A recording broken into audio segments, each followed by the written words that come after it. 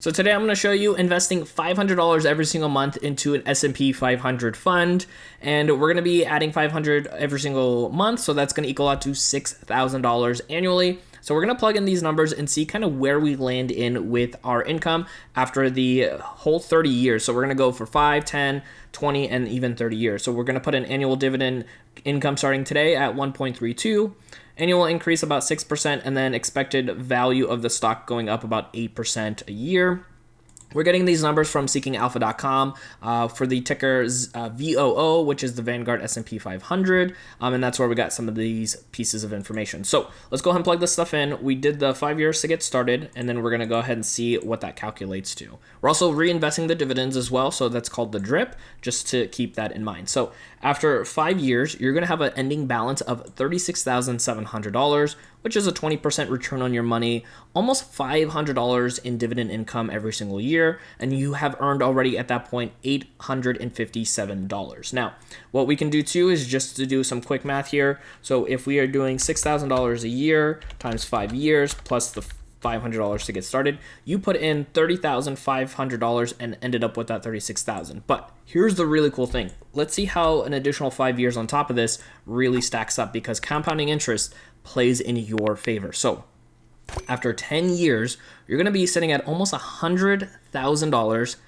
over 50% return on your money, making an annual dividend income of almost $1,000 a year, which is very close to almost $100 every single month, making $4,000 in total in dividends and a dividend yield of 1.63. Now let's check this out when we go to 20 years and see how impactful this is going to be on our money. Now again, we're still only investing the $60,000 every single year, so this isn't going up or down. This is just staying the same. Obviously, if you could do more, this is going to be even more impactful for you as well. So you can see here the ending balance is $306,332, and you can get a return of 154%. Total annual dividend income of almost $2,800, which is really stellar for you, and then a total dividend payout of $21,000 in that time period. Now let's go ahead and see what 30 years is going to do for us on these numbers, because it's going to get crazy here. So let's check this out. You are going to be sitting at almost $800,000 in the span of 30 years, almost 341% on your money. You're going to make a dividend income of $6,000. Talk about getting some really nice payouts, and over $62,000 in dividends paid out entirely, which is fantastic. Now let's go ahead and plug in these numbers again.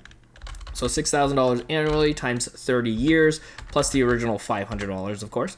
So you had put in $180,500, and you're ending up with $800,000 for putting this money in, constantly investing and just going with it. Now, if you're somebody who wants to invest in the S&P 500, I personally use M1 Finance. This is my portfolio here where I'm investing, reinvesting the dividends, and growing this portfolio in a similar fashion. If you want to check them out, I'll have a link for them in the show notes down below. You get a nice sign-up bonus and help support out the channel so you get more free content just like this, which afterwards I'll go ahead and link up a video right over here so you can keep on learning and growing. My name is Dennis, and I'll see you in that next video.